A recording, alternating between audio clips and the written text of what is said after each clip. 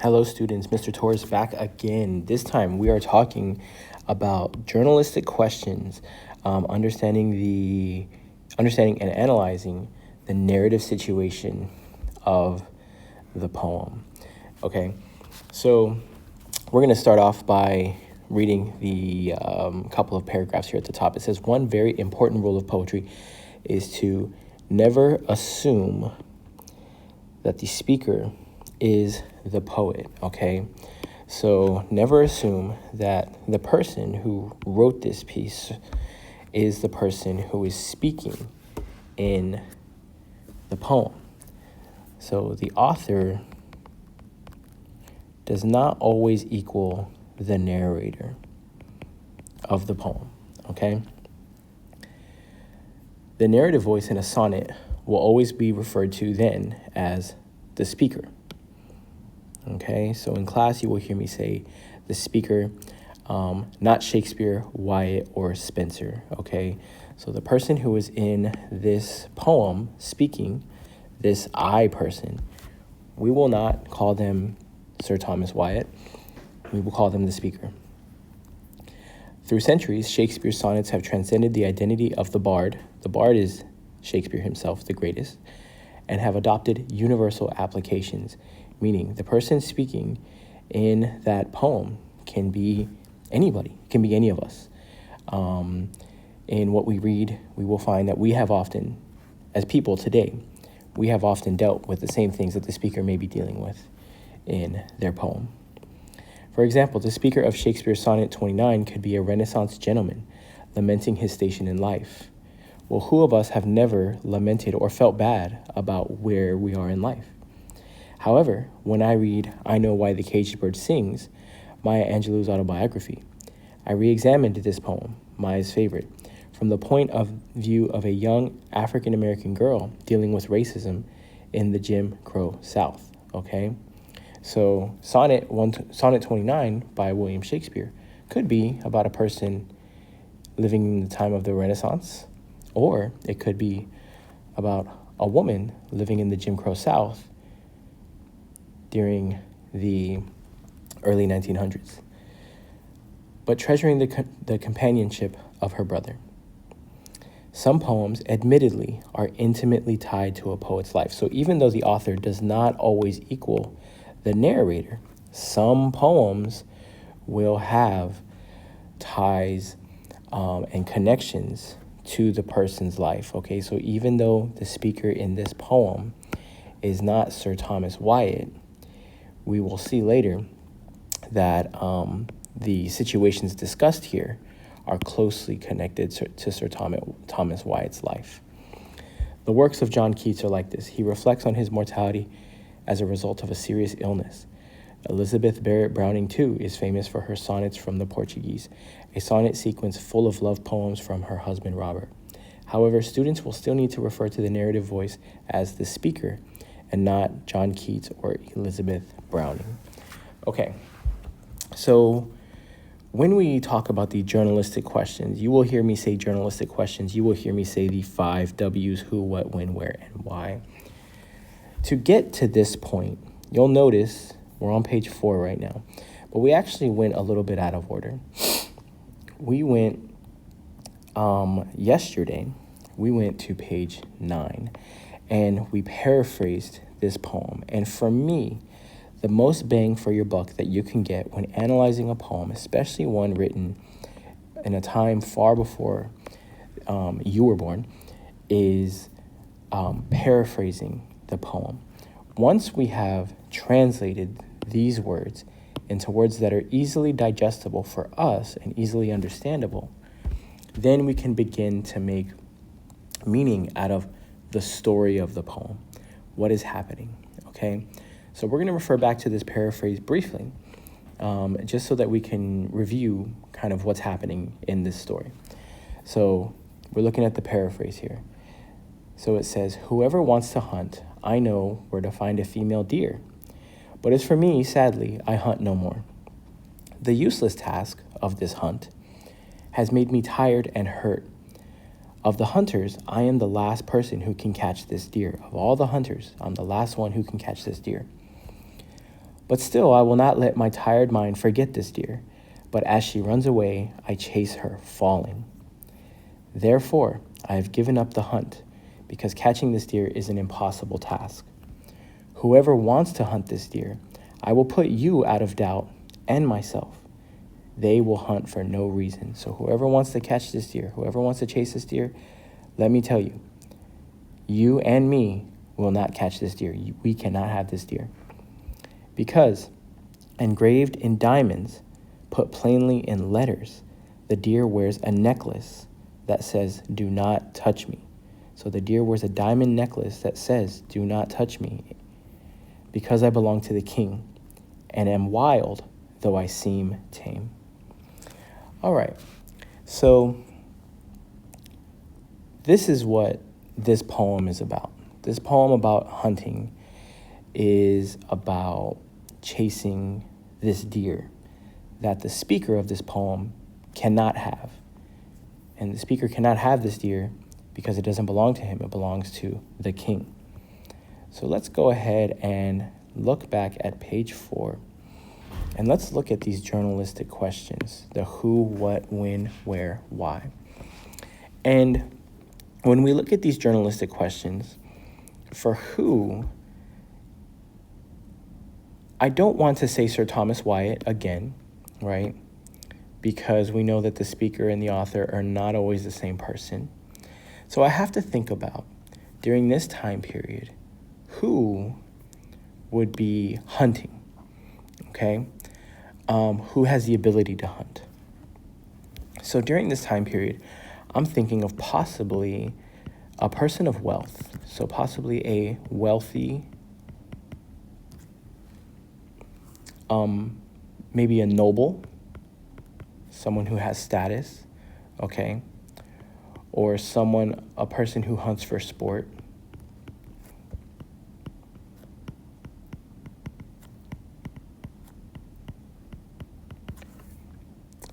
And we know, especially during this time period, that it's probably going to be a male, okay? And then we have this pronoun, I. I is throughout the entire poem, multiple times. I. So remember when we said the author may sometimes put some biographical information inside their poem, okay? There's a possibility, because there's so much I, that the author could be Sir Thomas Wyatt, okay? So I'm going to put here in parentheses, I equals possibly Wyatt himself. It's possible. Now let's look at the what. What is the speaker talking about, okay? Well, the speaker, the subject of this poem is the hunt, okay? And I want you to think about poetry and why people have historically written poetry and the common themes throughout poetry. And you might be thinking, well, poetry is the language of love. And when we think about the hunt and a man, well, what are men, especially young men, hunting for? Okay, they're hunting for women. All right, so the hunt is a metaphor for chasing a woman. And you'll notice that this metaphor does not happen in only one or two lines. This metaphor is throughout the entirety of the poem.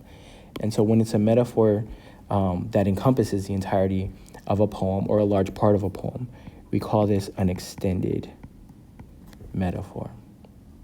Okay, an extended metaphor. So he's talking about the hunt for a deer, which is an extended metaphor for chasing a woman. Now, when we think about this possibility of Wyatt being the speaker or connected to the speaker. When you do some research on Sir Thomas Wyatt's life, you will learn that Sir Thomas Wyatt had a sort of complicated relationship with a very famous woman from history, and that woman's name was Anne Boleyn.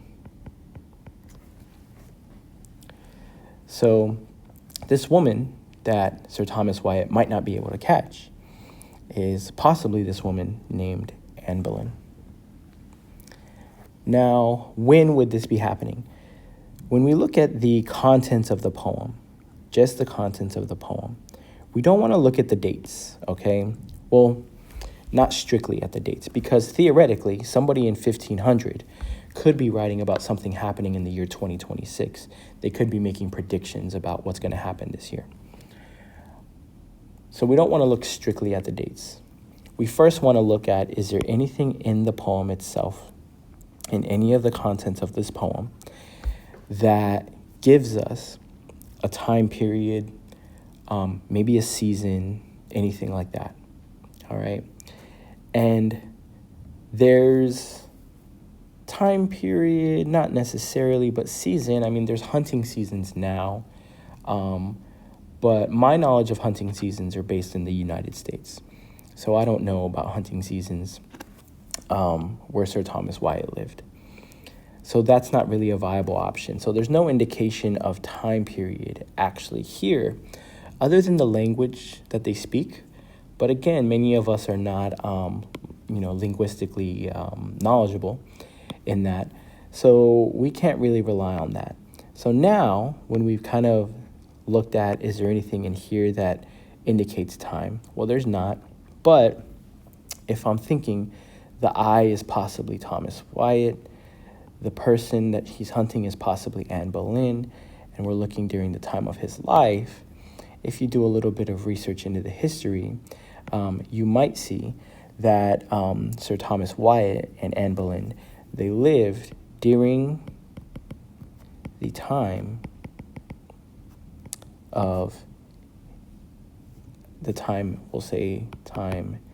and reign, can't spell today, of Henry VIII. So that's the best indication of time that we have for this poem, okay? Now, when we think about where might the events of this poem be taking place? Well, I want to look at the narrative situation again. I'm going to go back to the paraphrase over here on this page. And the speaker starts off by saying, whoever wants to hunt a deer, I know where to find a female deer. Okay? So you have this speaker, and he says, whoever. So it kind of sounds like he's talking to maybe a group of people. And we have to think, where would a group of people get together? A group of wealthy or noble men get together and speak about things like hunting and women and the conquests and the love and everything like that. So this could be possibly at court, okay, some kind of gathering, or a tavern of some sorts, like a bar, okay, or just somewhere with male friends.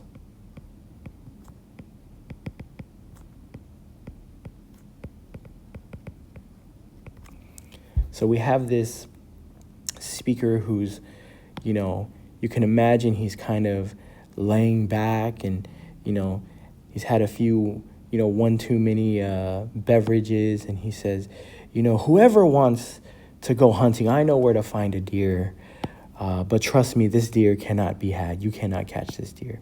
That's the kind of vibes I get from this story, this poem. Our last thing to look for in the 5 W's is the why. Why is the speaker saying what he is saying, okay? And if you look back at the paraphrase over here, he says, Let me put you out of doubt. Let me reassure you, if you hunt this deer, you will be unsuccessful. Okay? So what he is doing is he is warning others against hunting this deer.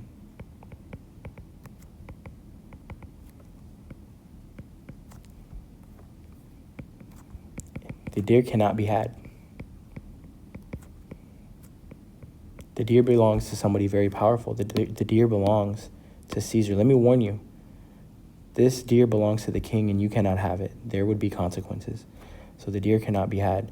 And then he says, let me put you, who list her hunt, I put him out of doubt, as well as I. He's warning himself.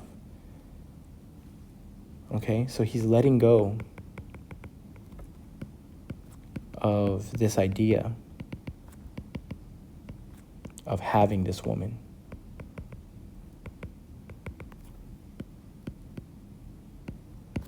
Because she is dangerous, okay? She is wild for to hold. A wild animal is dangerous, okay? Though it seems like a good idea, though it seems tame, it is dangerous. So though it seems like a good idea, you cannot have this deer. It is risky. So you'll see how answering the journalistic questions, the 5 W's, is much easier once you have paraphrased sentence by sentence whatever poem that you are working on, okay? There will be varying levels of difficulties when you do this. Of course, something written in this time period or before or shortly after is going to be a little bit more difficult for you to just read once and figure out what is happening, right? That is why translating or paraphrasing this is so important. This is the number one thing that you can do in order to get a grasp on what is happening in that poem, okay? So what you're going to do that now is you would practice paraphrasing. One day I wrote her name upon the strand, using these same steps here, okay? Now, for the purposes of your notes and things like that, you can use a dictionary, okay? I would use a dictionary when I'm looking up words that I don't really know what they mean, okay? But then those words really need to find their way into your minds, because on the AP exam, you are not able to use a dictionary, all right? So I hope that this was helpful. Again, we paraphrase and then we think about the 5 W's, the who, what, when, where, and why. I'll see you on the next one.